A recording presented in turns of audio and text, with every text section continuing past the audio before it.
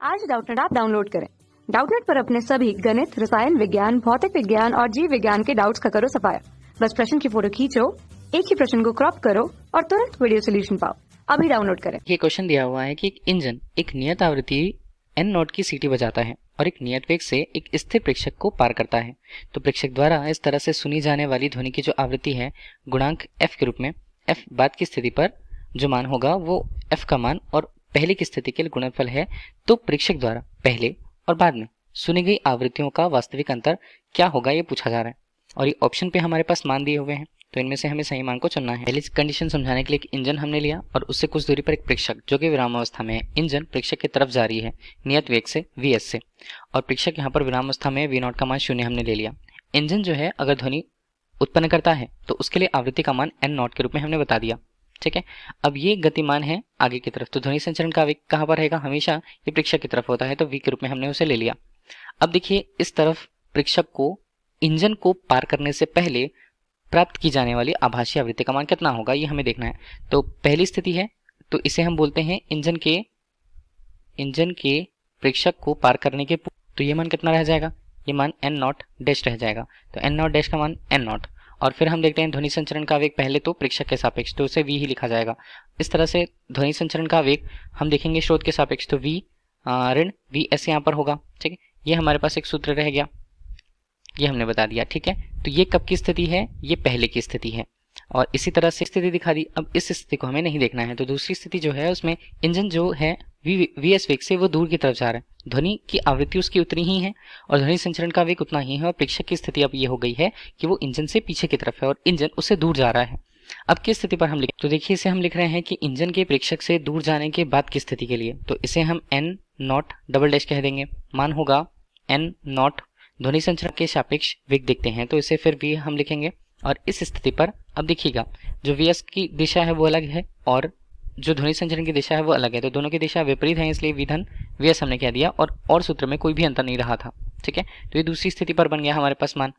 अब देखिए इसे हम बाद की स्थिति बोलते हैं और ये पहले की स्थिति होती है, तो इसे ही क्वेश्चन पे कहा गया है f बाद की, ये पहले की स्थिति, एक स्थिति को समीकरण 1 और दूसरी स्थिति को हमने समीकरण 2 नाम दे दिया। अब इन्हीं दोनों समीकरणों से हम चलते हैं आगे, तो हम इसे लिखेंगे समीकरण 1 एवं 2 से और देखो इन्हीं में हमें संबंध देखना होगा।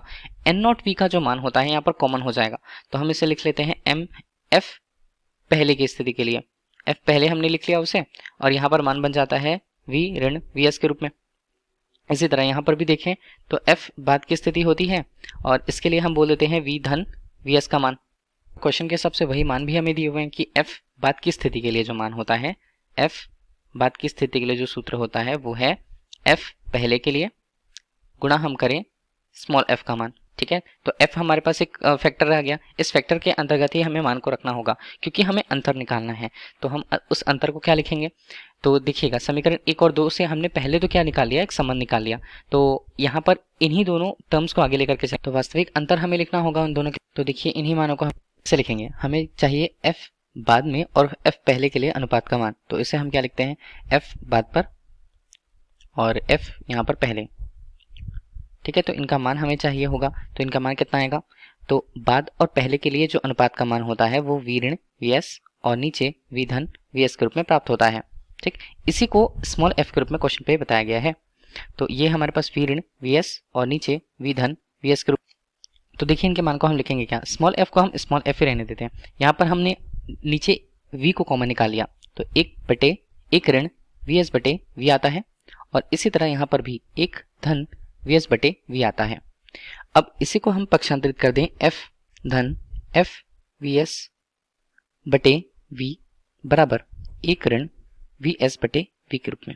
s को हम एक तरफ ले आए तो f यहाँ पर हो जाएगा, f यहाँ पर हो जाएगा f vs बटे v धन फिर से हम लिखेंगे vs बटे v और यहाँ पर मान बनेगा 1 ऋण स्मॉल f का। यहाँ पर हमने vs बटे v को कॉमन लिया और यहाँ पर बचता है 1 ऋण f, तो यहाँ पर हम लिखते हैं vs बटे v के रूप में मान, तो ये कितना रह जाएगा 1 ऋण f और नीचे बनता है 1 धन स्मॉल f के रूप में मान। तो vs बटे v का मान तो हमें मिल गया, ये है f के टर्म्स में और यही हमें चाहिए था। अब इसे ही आगे हम देखें कि वास्तविक अंतर जब हम f पहले और बाद के लिए लिख रहे हैं तो वो कितना बनेगा, ये बनेगा n नॉट। ठीक है, और n नॉट के बाद ये मान कितना है, पहले के लिए मान है v बटे v ऋण vs और इसी तरह बाद के लिए जो मान है वो होता है n नॉट और ये बनता है v बटे v धन vs के रूप में। ठीक है, तो ये रह गया। अब यहाँ पर देखिए n नॉट का मान हमने लिया, v का मान हमने फिर कॉमन लिया है, तो यहाँ पर एक बचेगा, यहाँ पर भी एक, ये बनता है vs बटे v के रूप में,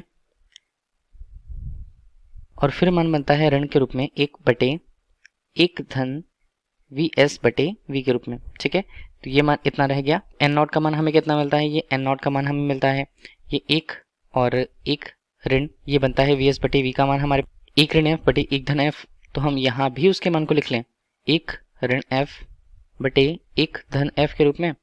और इसी तरह से देखें तो ऋण यहाँ पर मान बनता है 1 और यहाँ पर है 1 धन vs बटे v का मान हम देखें तो ये हमारे पास रहेगा 1 ऋण f और 1 धन f के रूप में। ठीक, ये हमारे पास ये मान रहा कुछ। तो हल करने के बाद ये जो अंतर हमें प्राप्त होता है वो n नॉट, यहाँ पर गुणा करें तो 1 बटे 2 और यहाँ पर बनेगा 1 ऋण f स्क्वायर बटे f के रूप में मान। ठीक है, तो ये जो अंतर हमें मिला वास्तविक अंतर, यही हमसे पूछा जा रहा था। मतलब f ये हम कहें तो पहले और इसी तरह f हम कहें तो बाद पे। ठीक है, तो ये जो अंतर होगा यही हमें क्वेश्चन पे निकालने कहा गया था। तो इसके मान को अगर हम दिए गए ऑप्शंस में से चेक करें, ठीक, तो ये कौन से ऑप्शन पे मिल रहा है, तो ये आ रहा है हमारे पास ऑप्शन नंबर बी पर। तो ऑप्शन नंबर बी हमारे क्वेश्चन का राइट आंसर। Thank you. कक्षा 6वीं से 12वीं से लेकर नीट, IIT, JEE वो एडवांस के लेवल तक 1 करोड़ से ज्यादा छात्रों का भरोसा। आज ही डाउनलोड करें डाउटनेट ऐप या व्हाट्सएप करें अपने सारे डाउट्स 8400 400 400 पर।